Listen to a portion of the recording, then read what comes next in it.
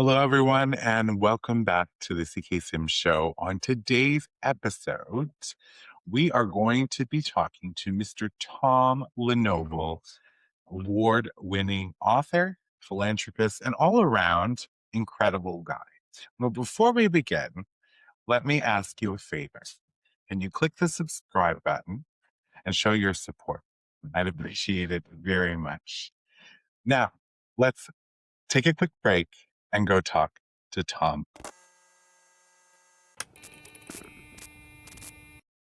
A little show of happy, a little show of shine. Come and hear some stories, maybe leave inspired. Give your mind a break, maybe heal your soul. Come and spend a while at the CK Sim Show.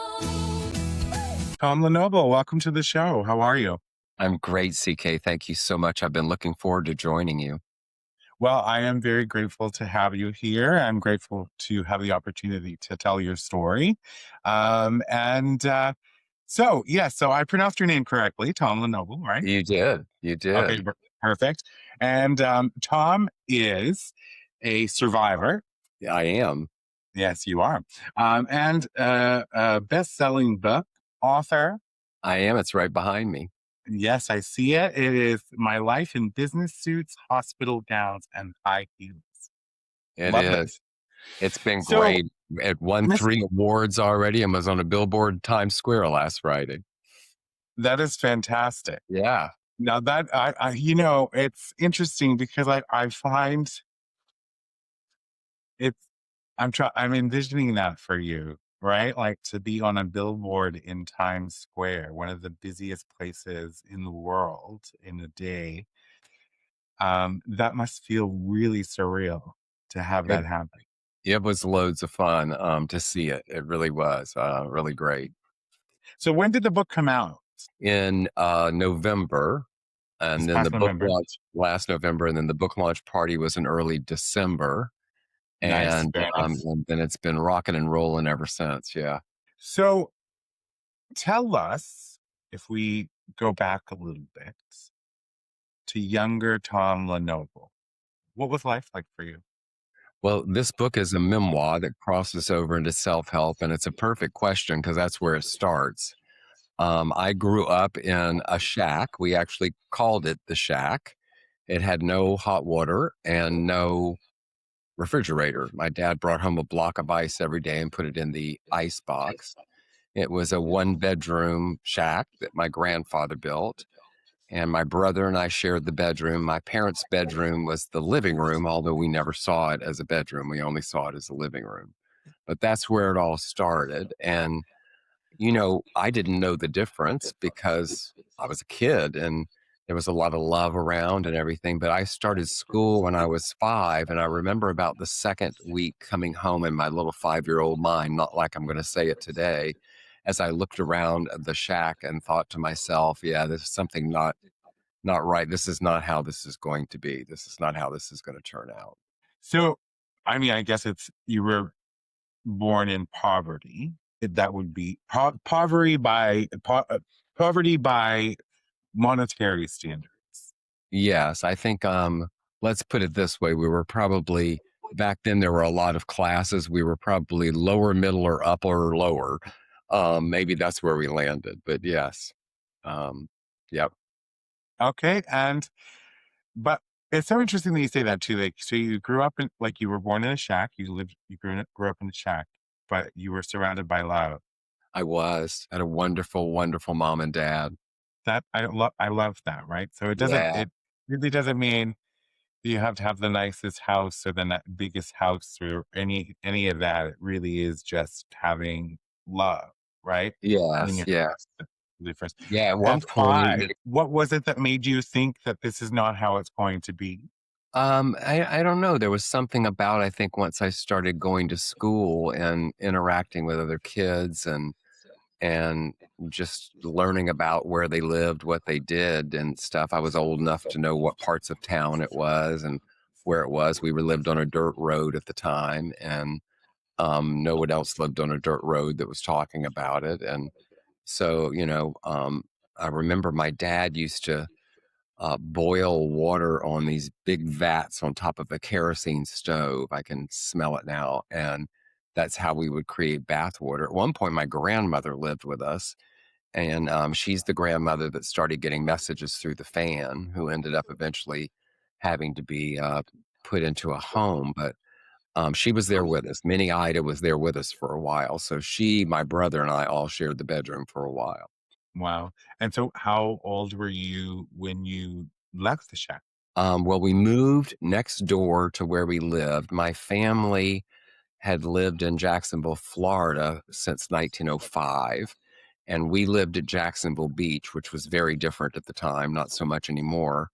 And my parents had lived on the property for a number of years before I was born. My brother was older than me. And then a Navy family, we were near Mayport Naval Base, built a house next door and then promptly got relocated after they have a baby. And so my mom and dad bought that house. I remember when I was cleaning it out, I came across the papers, and that house cost them $12,000 back in 1964. So I was about 10 when we moved next door. But my dad was such a creature of habit and against change. They had the keys to the house on the Christmas tree. And in June, when we all got out of school, my mother also worked in the school system at that point. We finally left a note for him and told him we had moved next door to join us if he wanted to. So, because we weren't moving very fast to get out of the shack into this house. And it was a small, but much bigger than the shack, 3-bedroom, 1-bath house. I remember after my dad passed and I was cleaning out the house and renovating it a bit to sell it, the contractor came to me and said, "Would you like more than one outlet in the bathroom?" And it never crossed my mind that we had only one outlet in the bathroom, because nobody did hair dryers, nobody did anything, but there was literally only one outlet in the one bathroom. So I told him, yeah, we need to put a few more outlets in there. And, um, but it was home, it was great. Of course. And I mean, you're making me think about it too now. Like, I only have one outlet in my bathroom. And I think mostly growing up in Canada, I'm in Canada. So, like, for us, a single outlet in a bathroom is pretty standard, I think. Um, but yeah, okay. I love that to your dad, but that's interesting, right? When men can become very sort of stuck in their ways, used to their routine, all of those particular things, dragging their feet. He was especially that way. Yes. He worked for the same construction company for 60 years. He started as a laborer. The owner saw him walking the streets and asked him why he was out of school. And my father was, I think, playing a little bit of hooky. And he told my father that if he went back to school and got his degree, his diploma, he would always have a job. And so my father did. And I guess he always had a job. He ended up really kind of running it in the end, because it was a construction company that was family owned, that built Disney World and all the interstates in Florida. But as the family grew up, the kids had very little interest in it. And so as time went on, until my dad finally helped them close it down. But 60 years, don't hear that much anymore. No, you don't. I mean, but it's funny too, at the same time, there's not that much opportunity to do that, right? The way things are structured, business changes, acquisitions, like all of that sort of thing, it kind of removes that option for a lot of people. So you grew up in Jacksonville, Florida. Jacksonville Beach. Jacksonville Beach, Florida. Yeah. And so did you stay in Jacksonville Beach once you finished school, or? No, I graduated on high school on June 9th, and I was gone to college on June 12th. So I think it's safe to say I wanted to shift. And Yeah, you wasted no time. I went to Gainesville, and yeah, that's when the book is My Life in Business Suits, Hospital Gowns, and High Heels, in control, being controlled, and out of control. So once I went away, that was when out of control happened. And but I had a great time. Absolutely. Don't give us all the details because we want to read the book. But what's something in the book that during that period, the business suit period, that Well, that really wasn't the business suits period. That was the high heels period, which your viewers will have to read the book to find out about. But that picture right behind me should give something away. And but I left there, and then I decided to start my career and started doing that and moved into more of a business focus, and then kind of took a detour back and worked at a hotel for a while. But then I started my career, and the business suit started after that, and I had an amazing career. So, okay, let me make sure I'm following this correctly. So the heels came before the business suits. The heels came before the business suits. Now, so can you tell me what the draw to that was? Well, I was a theater kid. Mm. I was bullied. I got really, really heavy. I weighed 300 pounds at one point as a kid. And my life would have been very different if I hadn't found that tribe of theater people, because we were all a little bit of a misfits that came together. And so the high heels started at a talent show that a couple of guys and my friends and I decided to do for fun, that turned out to be something I did for quite a few years. 4 nights a week, 2 shows a night, pageants. I'll just give you that little teaser. So you were like a professional. Now I want to make sure I say this correctly because I know that there's differences. So were you a drag queen, or were you a female impersonator? Were you a cross dresser? Well, back then we had the delineation of what we have today was very different. But I think I would have called myself a drag queen because I did it for theater. But back in those days, drag was very different than it is today. So unlike RuPaul, where it's really bizarre, it was much more then about how you could look more natural and real, if you will. But I ended up in pageants all over the South and performing for quite a while until I decided that probably wasn't going to be the best life for me to be able to live the way I wanted to live one day. So we moved away from it and took off from there and started something new. So completely? Did you give it up completely? Like put your heels on the Well, I shelf? remember I left Gainesville and I moved to Miami to work at a hospital. I'd worked during school. I worked in a hospital, and there's fun stories in the book about having no eyebrows and what that did to patients. But you'll have to read the book to find that out. But I went and I started working in a hospital, and I realized that that I had carried her along, so to speak.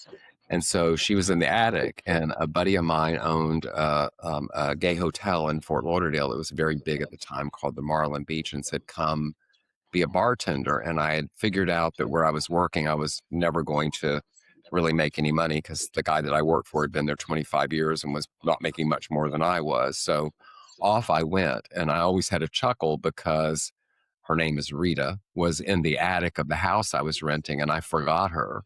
And I fantasized one day about somebody going in the attic and discovering all of this different paraphernalia, we'll call it. But off I went, where I was working in a hotel as a bartender. And then I ended up moving to Atlanta and starting my career there.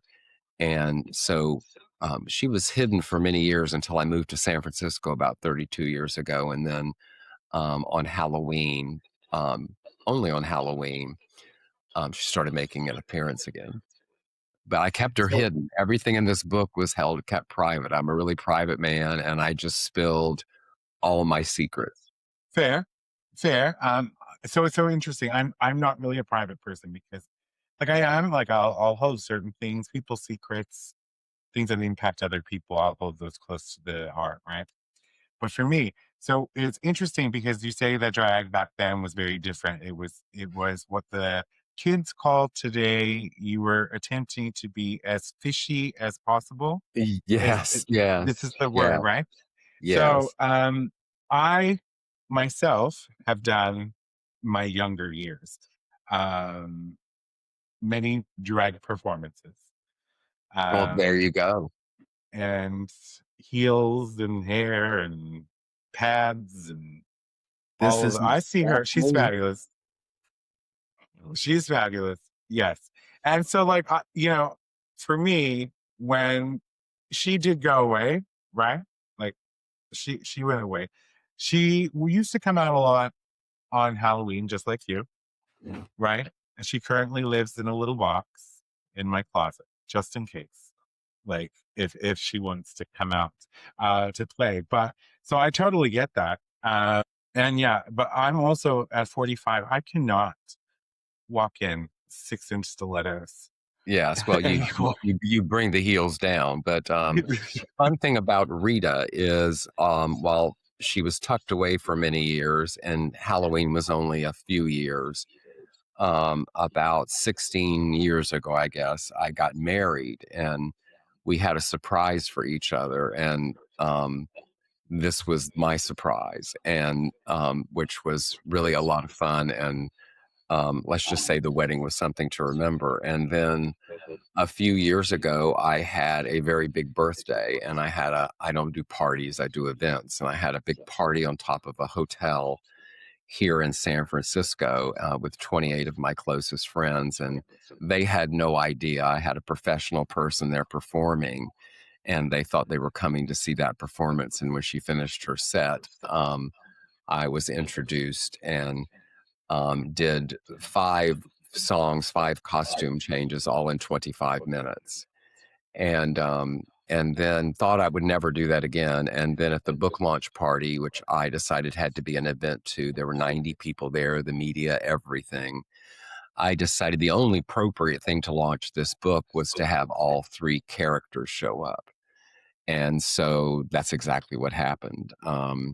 I showed up as Rita, read from the book and did a couple of numbers, we'll call them, and disappeared. And I had 14 minutes to get back in a business suit completely as me. And then I did some reading in a hospital gown. And so that was pretty wild. But other than that, she's been hidden and nobody even knew about her. I had this great corporate career, and I fantasize about people who are going to pick up this book and they're going to read it and they're going to go, one thing they're going to be shocked about is during that whole corporate career, I was sick. I had 2 life-threatening illnesses. I've been given 6 months to live 3 times. And they certainly had no idea about anything to do with high heels. There's so much to unpack there, right? So Yeah. like 25 5 costume changes, 5 songs at 25 minutes. I would be so tired now. Like I'm tired just thinking about what would go into making that happen, right? So like, It was um, magic. It was terrific. yes, and then to show up at your book launch in drag, the order makes sense to me, right? Because and the removal of the makeup and everything can be hurried, but the application of the Yeah. makeup is not a fast job. It's No, it was about 2.5 hours. But CK, I'll tell you that this year it's turning into a 1-person production.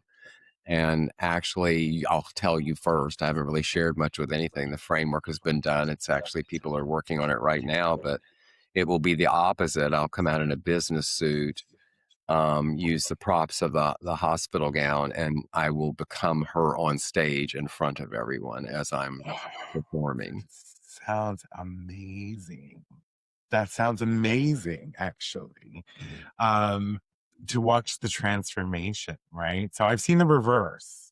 I've seen the reverse. I think trying to remember the drag queen's name.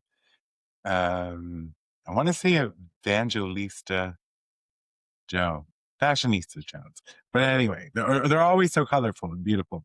But yeah, so I saw all fabulous on the stage, and then the deconstruction, and that Yeah, was a very it's cool. actually not that uncommon. There's a song that everybody used to do, a specific song, and they would It's called something like A Man is Just a Man or something. And it's a sort of a French, I think, if I remember. And they are on stage and become a boy in front of the audience. It's pretty popular to do that, but I'm going to do it the other way around.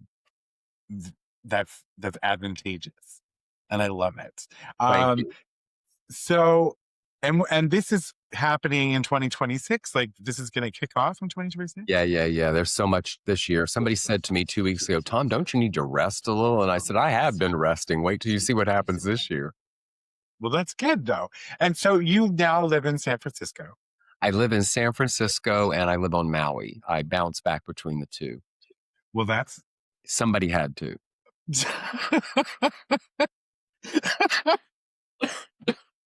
Excuse me. That's fantastic. Sorry, if you remember when we first connected, I was like, oh, a little rattled. I forgot my water. But I love that somebody had to.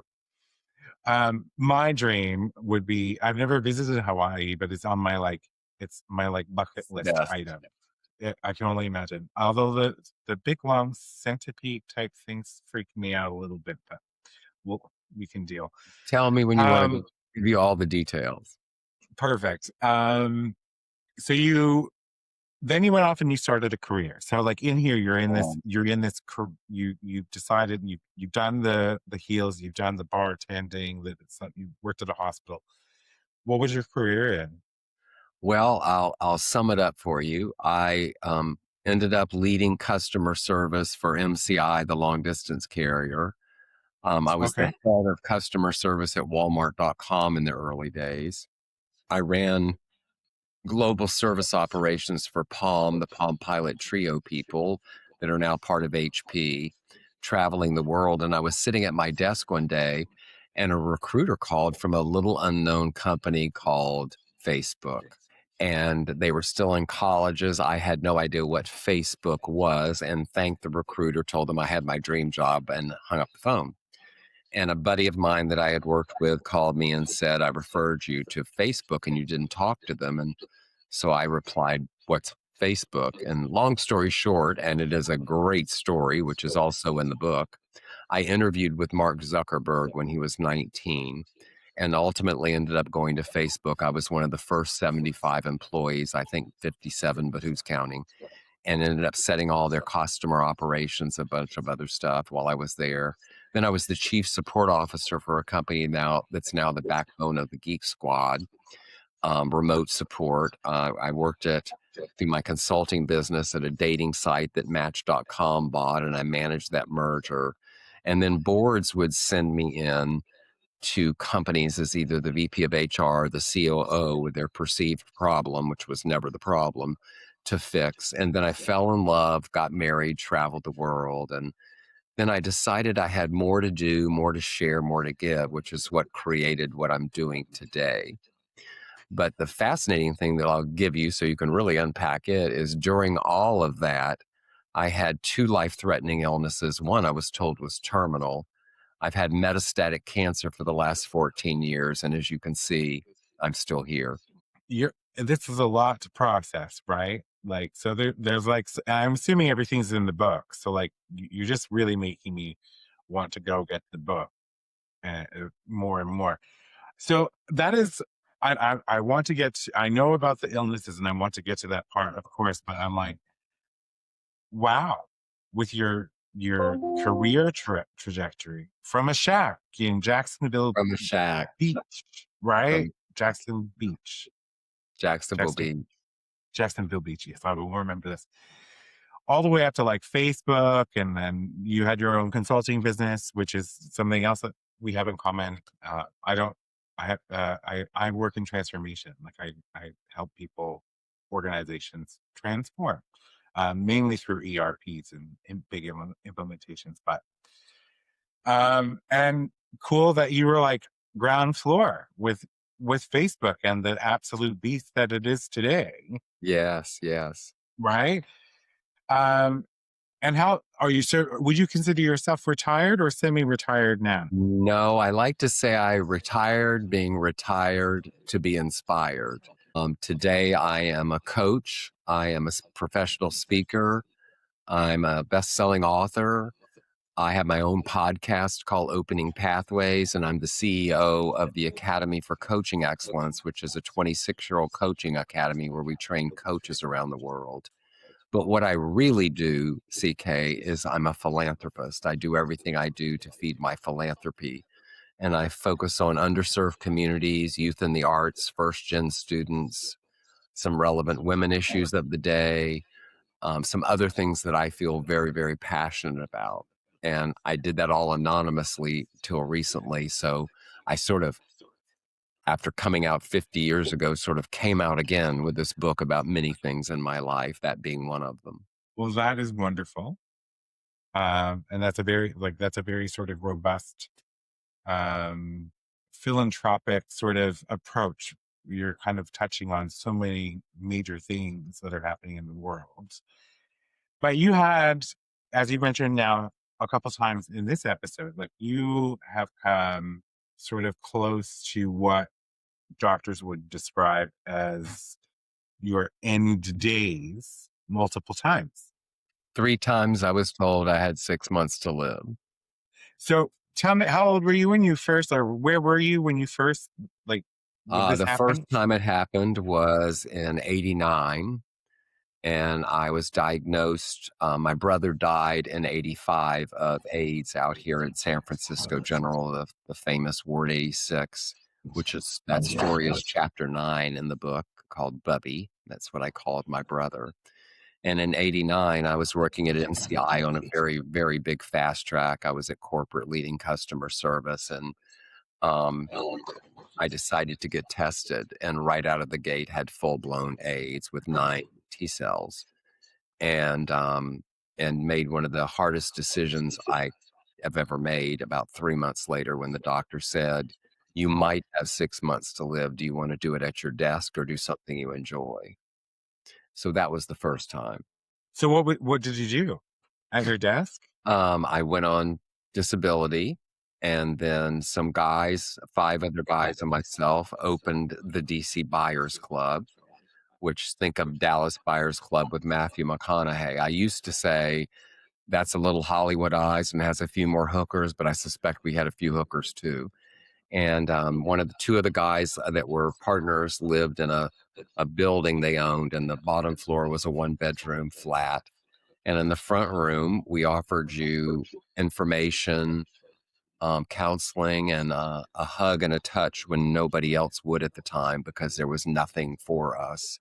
But in the back room, once we got to know you, we had treatments that we had smuggled in from around the world. We injected stuff, did things to ourselves that we had no idea what we were doing, but we had nothing else. At the time, there was nothing else.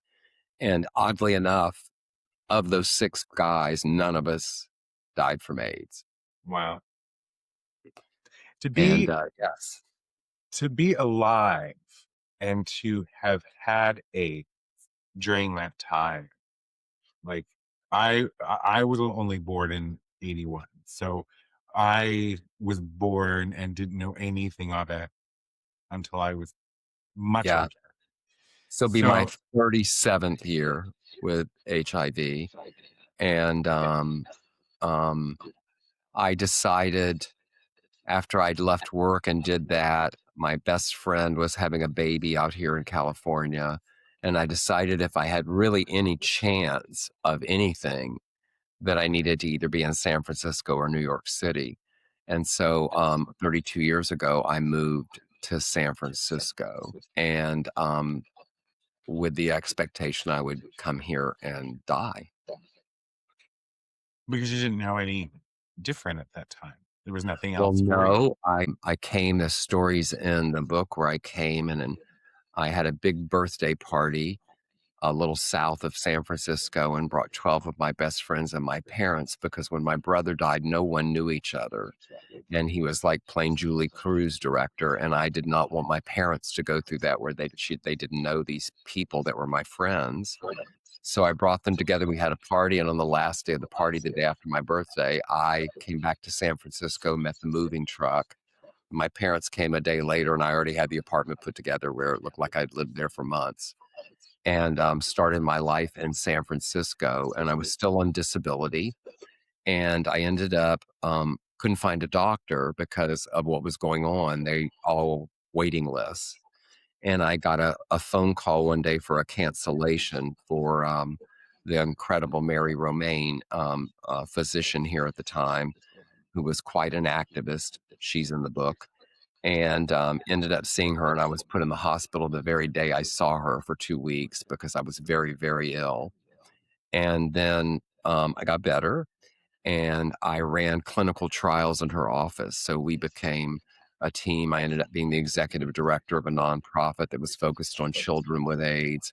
So while I was on disability and I couldn't do much and I was sick, I never stopped contributing and being of service to others, which is a big part of my life. And, I think I was probably 25 years in on this journey, and every medication I took failed, every combination. And I finally entered what was an umpteenth clinical trial. And I was already on 4 drugs. They replaced 2 with 4. And there was an option if you didn't get suppressed with that, you could add 1 more. Well, I didn't get suppressed. I added the extra drug to the 4. So if you count them, that's 7 drugs I was taking, and finally got suppressed 26 years in. This was about in the end of 1999, and I was told this is the best it's going to get. And I thought about it, and I had my disability check, I had my apartment. Life wasn't awful, but I've always, since I was a kid, when someone told me I couldn't do something, I've sort of had the attitude of kind of watch this. And so I Mm. remember being told that and thinking, well, I don't think so. And so I made the decision that I was going to go back to work from disability. I still only had, I think, 12 T cells at the time. And I started interviewing in the .com craze. I had missed the whole internet revolution while I was on disability. And I'm interviewing in internet companies. And I remember being in Union Square and I got a call to offer me an executive position at one of them. And I felt like I was levitating. And then I thought, what will I wear? There was a men's store. I went in and bought 3 suits. The doctor said it's going to kill you. The disability company said you an extra year to fall back on. And I went to work thinking, how will I ever pull this off? I knew I was bright and would pull it off. But um, the great thing about this story is my health soared. Because you have purpose. I think I not only had purpose, I took control from the beginning of it. And I've used this over and over again. People ask me, why do you say you're still here? Why do you think you're still here through all of what you went through and all that I've gone through with cancer? And while I've had the best medical care and access to treatment, my skin color gives me privilege. There was one thing through it all that I knew was true. I believed I could. Mm. So you said 26 years before you were suppressed. Did you have cancer during No, the those? cancer came later. In fact, the book ends where the cancer journey begins. The third book, there's 2 more books coming. And the third book is weaving my toxic marriage and toxic cancer treatments together in a story that will be called My Life in Toxic Soup. Oh, wow. But there's a second book before then that happens before the last 15 years. Oh, okay. So this is like a saga for sure that we're going to get to go on. Yes. We're going to Well, take a little detour and have a loads of fun because my second book is my life at Facebook, The Adult in the Room. When I was there, everyone working there was 20 or 21, had deferred law school, business school, or medical school to work at their dream job, Facebook, because it was in colleges. And here I come along, I was 50. I was old enough to be everybody's father. So I'm going to tell a story of the early Facebook days through my eyes, being old enough to be everyone's their father. that's going to be fascinating. Are there going to be any juicy details in there? Of course. Oh, perfect, perfect. So like, I mean, to me, just by having this conversation with you, it seems that you would have a lot to share with the life that you've lived, right? And you present well. And my interest in reading the book is probably like 15 times more than what it was previously. Because it's like, okay, wait a second. Is it like my wheels are turning, and you obviously don't want to give the plot away. People should buy this book. It's already won 3 awards. Come on, like we can buy the book. But yeah, so like I'm thinking to myself, I'm like, okay, so like but you said you had cancer. We're not going to talk about that because that's book 3. So you're going to have to come back for like your books 2 and 3, and we can have those I'd love conversations. to. So, but the first book focuses on the HIV. Actually, the purpose of the book is to help my readers see. Remember, it's a memoir that crosses over into self-help. Is to help Okay, my yeah. readers see that who you are today is the sum parts of all who you've been in your life. Some of those parts may seem outrageous, private, no one will understand. You might even have shame for them. But indeed, without all those parts, you would not be who you are today. It's far, far more than anything about illness. As you read by the title, it's much more than just about hospital gowns, you know, that flimsy piece of fabric that never ties well in the back. There's Yes. much more to it. But you know, I have a number of keynotes that I do. One of them is called Living Fully While Dying, and it comes in 3 phases, excuse me. The first phase is living fully without regard to dying. The second phase was living fully while being told I was dying. The third phase is living fully realizing I was dying all along. When we're born, we're going to die. We woke up today. Some people didn't. Absolutely. So I am sensing a very sort of deep sense of gratitude in how your wording what you're saying. And it's so true though. Like there are so many people who didn't get to wake up today. And like that's the first thing we should be thankful for every morning when our eyes open, just saying thank you to whomever or whatever for that opportunity to live, right? And to be still here. So I have a question. And if you're a woman, I probably wouldn't ask this question, or maybe I would, because I'm pretty old. But so how old are you today then? I will be 72 this year. 72 years old. And you've lived with, is it is it AIDS or HIV? It's AIDS, right? Well, HIV's first and then AIDS. it's HIV then AIDS. So I think once you have AIDS, you don't really lose it. Although today I am very healthy from that. I have 870 T cells, which could not be more normal. And so that's been going on now. This will be the 37th year. And then it's 14 with cancer. And you've survived both. You see me. Mm-hmm. I do, right? At 72 years old. CK, I've had enough radiation that you could stick me over in the corner and I could be your nightlight. Yes. So, but I'm still here. And there's so much about what you said that's true. My whole practice, my life is based on gratitude and service to others and risk, resilience, and reinvention. I have another keynote I do called the philanthropic mindset, because people would come to me and say, wow, Tom, when I have money, I want to be a philanthropist. And I started thinking about that. And so now I share with people, your smile or a hello is a philanthropic gesture.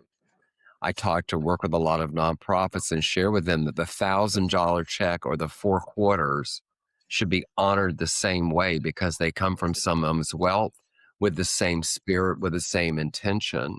And that you may do more with one, but 4 quarters added up with a lot of quarters can become quite a bit. And so it's not about having your name on a building or a gala or a check. I think the difference is between a philanthropic gesture or not is when we have an expectation. So that smile or hello that could change someone's life, when we expect to get it in return, when we expect to get something out of the philanthropy we do, whether small or large, that's when we sort of negate the part of it's really giving and service to others. I love that, right? Um, I've had similar conversations, not at the scale that you're talking about, but just giving a $10 bill if you have $10, noticing that someone's going through a hard time and taking them to lunch, treating a coworker who's to lunch, like gestures. And then you talking about expectations. I feel like expectations are the death of joy, right? And like I lived a long period of my life with a whole bunch of expectations. And for the last near 10 years, I don't expect much. I just, if I'm going to give or I'm going to say something or do something, I don't expect that there's going to be a result from it. Whatever happened, happens. And that I'm often very pleasantly surprised by the outcomes, but I don't go in it with this idea that I want to do something to receive something specific back. It probably is another podcast for us, but I hear exactly what you're saying and I love it. However, I would say that there's the flip side of it is how you manifest things that you might want, which is different than expectations. It's how you take that not having expectations and allowing things to come to you and utilize some things to then manifest things. And what people get confused about manifestation is that they want to specify it and have it at a certain time and certain things. And you can give up what it looks like and the timing and how it shows up. Things happen. I was with this guy I've been to working with some Zoomers on a podcast in LA. And I spent the day with them. They're incredible. I've had the good fortune of working with multiple generations, but I was leaving for the day and I was in an Uber, and the Uber driver said, "Well, what have you been doing today?" And I thought he has no idea what he's getting ready to start. And so I let him know, and I started talking about manifesting. And he said to me, I gave it up. I did that for a while and I gave it up. And I said, "Well, what made you give it up?" And he goes, "Well, I wanted a car. I wanted a new car. And when I didn't get it, I said, I'm just going to quit all this." Now, mind you, I am in his car, which is a brand new car. So I'm like thinking, okay, this is going to be good, right? So I had to say, "Well, is this your car?" And he said, "Yes." And I said, "Well, is this not a new car?" And he said, "Yes." And I said, "Well, how did you not get what you wanted?" He goes, "This isn't the car I wanted." So I said, "Well, where's your old car?" And he goes, "Well, I rent it to other Uber drivers now." I said, "So let me get this straight. You were manifesting. You not only are sitting in this new car with me, but your old car is making you money, and you've decided to throw manifesting out because it's not the specific car you wanted."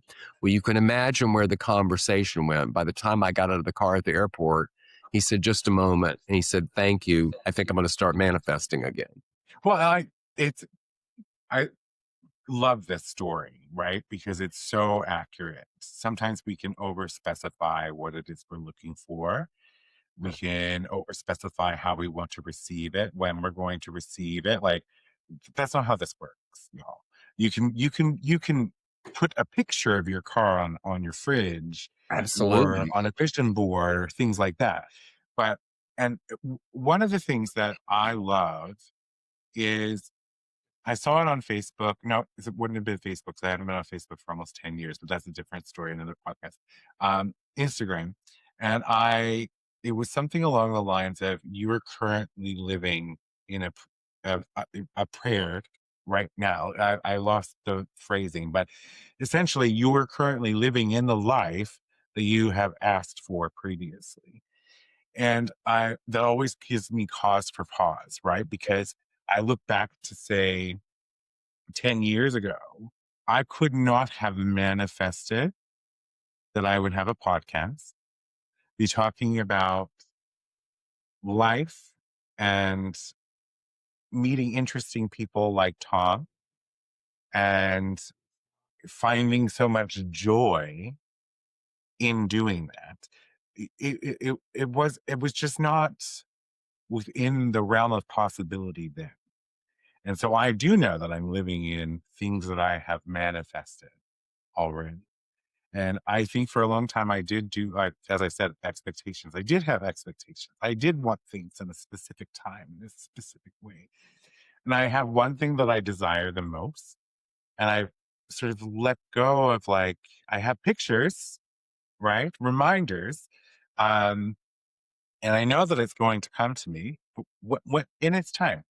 It'll come in its time. Yes. Well, as I said to him as I was leaving, what if this car is the stepping stone to that car you wanted? What if this car then makes you money by renting it out? I think the other thing we remember is we put the picture on the refrigerator.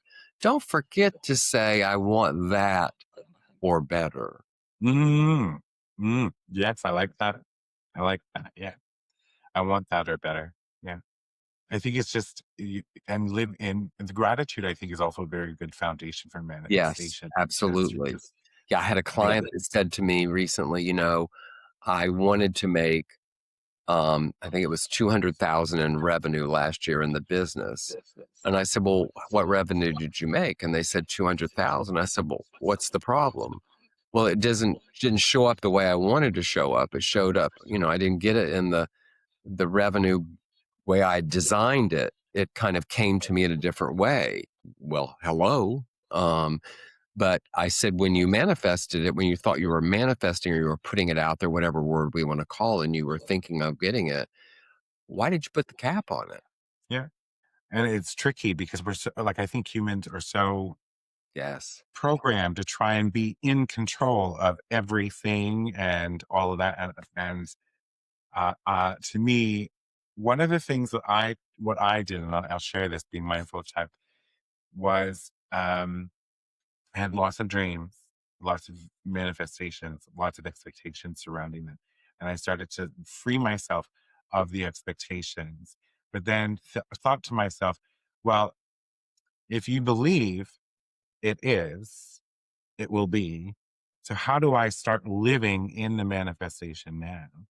And so I started a business a few years ago, started this podcast. I've done a few other little things that are side. So I'm opening up channels, if you will, for those things to come my way. Excellent. So not like not sitting on my couch, playing Xbox and just watching Netflix, thinking that someone's just going to call me up and be like, you know what, I want to sponsor your show that doesn't exist. We're going to offer you, say, $500,000 a year for 5 years.